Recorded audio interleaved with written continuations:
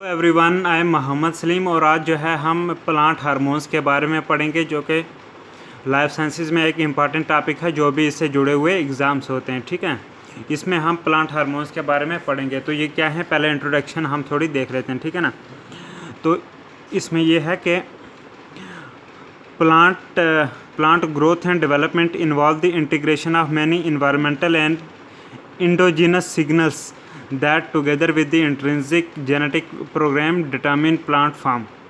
ठीक है, प्लांट की जो ग्रोथ और डेवलपमेंट होती है उसमें बहुत सारे इन्वायरमेंटल और प्लांट के इंडोजिनस अंदर के सिग्नल्स इन्वॉल्व होते हैं। ठीक है ना, ये मिलके एक जेनेटिक प्रोग्राम, इंट्रिंसिक अंदर का जो प्लांट का जेनेटिक प्रोग्राम है उससे मिलके तो ये प्लांट की फार्म किस किस्म की फार्म है, क्या काम है, ठीक है ना, क्या फंक्शन है, ये सारे जो हैं ये प्लांट हार्मोन काम करते हैं। ठीक है ना, fundamental to this process are several growth regulators collectively called the plant hormones or phyto hormones.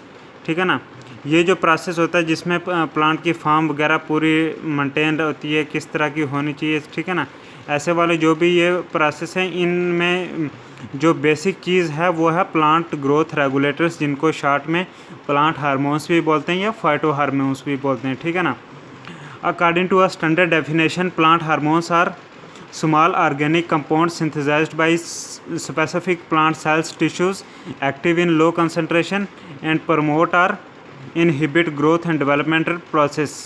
ठीक है ना, अगर सही हम स्टैंडर्ड डेफिनेशन देखें तो प्लांट हार्मोन्स को हम बोलेंगे कि ये स्मॉल ऑर्गेनिक कंपाउंड्स होते हैं जो कि प्लांट के स्पेसिफिक सेल्स और टिश्यू बनाते हैं। सारे सेल्स नहीं, कुछ स्पेसिफिक सेल्स में बनते हैं और ये एक्टिव होते हैं तभी जब इनकी लो कंसंट्रेशन में होते हैं। ठीक है ना, और ये या तो प्लांट के जो ग्रोथ और डेवलपमेंट प्रोसेस है या उसको प्रमोट करते हैं या इनहिबिट करते हैं। बस यही दो काम है किससे, प्लांट हार्मोन्स के। ठीक है ना, The definition of a hormone used in animal physiology does not apply to a plant hormones। जो हार्मोन की डेफिनेशन एनिमल फिजियोलॉजी में यूज़ होती है वो प्लांट के लिए अप्लाई नहीं होती है। ठीक है ना, although like animal hormones, plant hormones are naturally occurring organic substances that profoundly influence physiological processes at low concentration। ठीक है ना, चाहे एनिमल हार्मोन्स की तरह प्लांट हार्मोन्स भी जो हैं ये नेचुरली अकरिंग होते हैं ऑर्गेनिक सब्सटेंसेस जो कि फिजियोलॉजिकल प्रोसेस को लो कंसंट्रेशन में ही इन्फ्लुएंस करते हैं। ठीक है ना, ज़्यादातर। बट आगे क्या है कि the site of synthesis and mode of transport for plant hormones however is not always so clearly localised. लेकिन ये बात है, प्लांट का जो हार्मोन्स हैं उनकी किस जगह पे वो सिंथेसाइज होते हैं और किस तरीके से ट्रांसपोर्ट होती है वो उतनी साफ जो है उतनी अभी क्लियर नहीं है। ठीक है ना, although some tissues may be characterized by higher hormones level than others, synthesis of plant hormones appears to be much more diffuse and not always localized to discrete organs or tissues। ठीक है ना, चाहे कुछ plant के ऐसे tissues हैं जहाँ पे हायर लेवल मिलती है हार्मोन्स की दूसरे ऑर्गन्स के कंपैरिजन में, लेकिन जो प्लांट हार्मोन्स की सिंथेसिस होती है वो ज़्यादा डिफ्यूज टाइप की होती है और ना ही किसी पर्टिकुलर ऑर्गन और टिश्यू में रेस्ट्रिक्ट होती है। जैसे एनिमल में जो है पर्टिकुलर ऑर्गन में मान लो जैसे कोई पिट्यूटरी का एंटीरियर लोब से निकलेगा तो वो उधर से निकलेगा, जो पोस्टीरियर से निकलेगा वो वहीं से निकलेगा, जो थायराइड हार्मोन से निकलेगा वो उधर से। लेकिन प्लांट में ऐसा नहीं है, प्लांट में इतना मतलब कि क्लियरली बिल्कुल फिक्स जगह नहीं है कि ये भाई यहाँ से निकलेगा तो यहीं से निकलेगा। ठीक है ना, तो इस थोड़ा डिफ्यूज टाइप के प्लांट में इसकी सिंथेसिस और किस तरीके से ट्रांसपोर्ट होता है ये भी। ठीक है ना, उसमें एनिमल में देखोगे आप एंडोक्राइन, एक्सोक्राइन, ये ऐसे होते हैं। ठीक है ना, लेकिन यहाँ पे तो कुछ ट्रांसपोर्ट उतना क्लियर नहीं है। ठीक है, अच्छा plant hormones are able to exert their action locally or at a distance. ठीक है, प्लांट हार्मोन्स जो हैं या तो वो लोकली अपना एक्शन जो है वो एग्जर्ट करते हैं, अपना काम करते हैं, या फिर थोड़े डिस्टेंस में, थोड़ा दूर किसी और प्लांट के पार्ट में जाके अपना फंक्शन करेंगे। For example, some are transported from one organ to another organ to produce their physiological effect and some other brings about changes in the same tissues or within the same cell or wherever they are synthesise. ठीक है, ये समझ गए होंगे। The characteristics have led to consider that transport is not an essential property of a plant hormone। तो इससे ये पता चलता है कि प्लांट में जो है ये इसकी ट्रांसपोर्ट उतनी एसेंशियल प्रॉपर्टी प्लांट हार्मोन की नहीं है। ठीक है ना, ये हम थोड़ा नोट्स से ये पढ़ लेते हैं। इसमें क्या लिखा है, ग्रोथ, इसमें ये लिखा है कि growth in plants is defined as a irreversible increase in size and volume. हम बोलते हैं कोई एनिमल में ग्रोथ हो गई, इसके बॉडी के मसल बने, इसका तगड़ा हुआ, लेकिन प्लांट की ग्रोथ को कैसे डिफाइन करेंगे? ठीक है ना, उसको ऐसे करेंगे कि it is irreversible increase in size और वॉल्यूम। ठीक है ना, कि एक बार जो साइज़ या वॉल्यूम बढ़ गया तो वो बढ़ ही जाएगा, कम नहीं होगा। ठीक है ना, ऐसा नहीं है कि मतलब कि किसी जैसे इंसानों में होता है कि हड्डियाँ या और थोड़ा कमज़ोर हो गया, ऐसा हो गया, ऐसा नहीं है प्लांट में। ठीक है ना, प्लांट में एक बार स्ट्रक्चर बन के वो मतलब कि इरिवर्सिबल चेंजेस हैं। ठीक है ना, this is mainly driven by turgor pressure, और ये ज़्यादातर जो है टर्गर प्रेशर होता है प्लांट में, उसकी वजह से जो है ये ग्रोथ होती है। ठीक है, संभव है। During this process cells increase in volume and become highly vacuolated. इस दौरान सेल्स जो हैं उनकी वॉल्यूम बढ़ती है और इनमें वैक्यूल्स बन जाते हैं, हाईली वैक्यूलेट हो जाते हैं। ठीक है ना, जब ग्रोथ हो रही होती है। Growth can be measured in terms of change in living biomass over a particular period of time।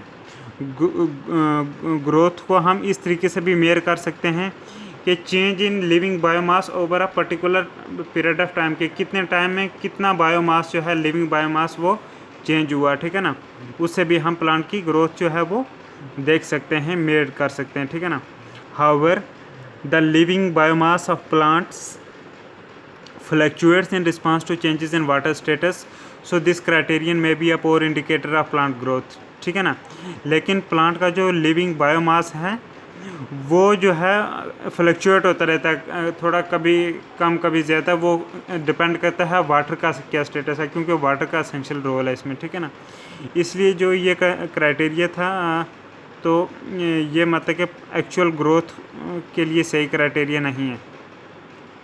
ठीक है ना, कि कितने टाइम में कितना बायोमास इंक्रीज हुआ ये वाला।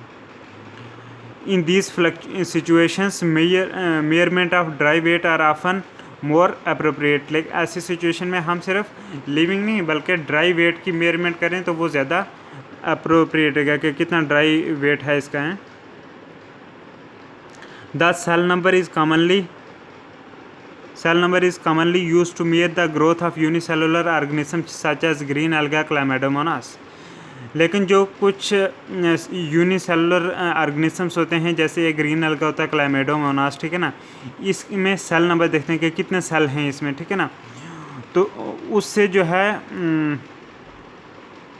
इसकी ग्रोथ हम इस यूनिसेलुलर ऑर्गेनिज्म की हम मेयर कर सकते हैं। ठीक है ना, लेकिन in multicellular plants however cell number can be a misleading growth measurement because cells can divide without increase in volume. ठीक है, लेकिन मल्टी सेलुलर प्लांट्स में हम ये सेल नंबर करने वाला जो है वो नहीं अप्रोप्रिएट तरीके से कर सकते, क्योंकि ये एक मिसलीडिंग हो जाता है, उससे हमें सही इन्फॉर्मेशन नहीं मिलती, क्योंकि सेल कभी कभी वॉल्यूम इंक्रीज़ नहीं होती लेकिन तब भी सेल जो हैं वो डिवाइड करते रहते हैं। ठीक है, अब देखेंगे प्लांट हार्मोन्स की कितनी टाइप्स हैं। ठीक है ना, तो the concept of plant hormones originates from a classical experiment on phototropism. Plant hormones का कंसेप्ट जो है ये कहाँ से आया? ये एक क्लासिकल एक्सपेरिमेंट करा गया था फोटोट्रॉपिज्म में। ठीक है ना, ये एक फेनोमेना होता है कि कैसे लाइट को प्लांट रिस्पॉन्स करते हैं, फोटोट्रॉपिज्म। ठीक है ना, the bending of plants towards light carried out by Charles Darwin and his son Francis in 1818। ठीक है ना, इसमें ये देखा गया था प्लांट कैसे जो है लाइट की तरफ बेंड हो जाते हैं, लाइट आ रही है उसकी तरफ ऐसे बेंड हो जाते हैं। ठीक है ना, किस प्लांट पे करा गया था? हाँ, और किसने करा था ये एक्सपेरिमेंट? चार्ल्स डार्विन और उसका बेटा था फ्रांसिस, उन्होंने 1880 में ये करा था फोटोट्रॉपिज्म का एक्सपेरिमेंट। उससे जो है ये प्लांट हार्मोन्स का कंसेप्ट आया। ठीक है, डार्विन मानता है बाप बेटा दोनों के लिए। ठीक है, the Darwin study the bending of canary grass, जिसका बोटेनिकल नेम है Phalaris canariensis. Coleoptile in response to a unidirectional light. ये जो बाप बेटा था इन्होंने, डार्विन्स वाले, इन्होंने जो प्लांट, ये जो ग्रास था कैनरी ग्रास, इसको फलारिस कैनारियंसिस भी बोलते हैं, ठीक है ना, इसके कोल्यूप्टाइल पे देखा इन्होंने, उसको पढ़ा कि कैसे जो है ये यूनिडायरेक्शनल लाइट को अपनी रिस्पांस देता है, ठीक है ना। They demonstrated that a signal produced at the shoot apex travels downward and causes differential cell elongation in the lower parts of the coleoptile that resulted in its bending toward the light source, ठीक है ना। उन्होंने ये पाया है कि भाई जो शूट अपेक्स पे जो सिग्नल प्रोड्यूस हुआ वो नीचे डाउनवर्ड मूव करेगा और उससे क्या होगा, सेल की डिफरेंशियल सेल एलांगेशन होगी, ठीक है ना। किसी तरफ ज़्यादा एलांगेशन होगी, किसी तरफ कम, वो डिफरेंशियल सेल एलांगेशन होगी कोल्यूप्टाइल के लोअर वाले पार्ट में, ठीक है ना। तो जिसका नतीजा हुआ ये कि सेल जो है वो लाइट की तरफ झुक गया, बेंड हो गया, ठीक है ना। The signal was subsequently shown to be IAA, ठीक है ना। ये ऑक्सीजन के लिए लगते हैं, इंडोल 3 एस्टिक एसिड, ठीक है ना। तो ये सिग्नल जो है ये IAA पाया गया, ठीक है ना। The first non plant hormones, ठीक है ना। पहला जो है प्लांट का ऐसा हार्मोन जिसको जाना गया वो यही है, IAA, और इसी की वजह से बेंडिंग हो रही थी, ठीक है ना। अच्छा, अगर हम देखें, a small number of plant hormones have been shown to influence the plant growth and development, ठीक है ना।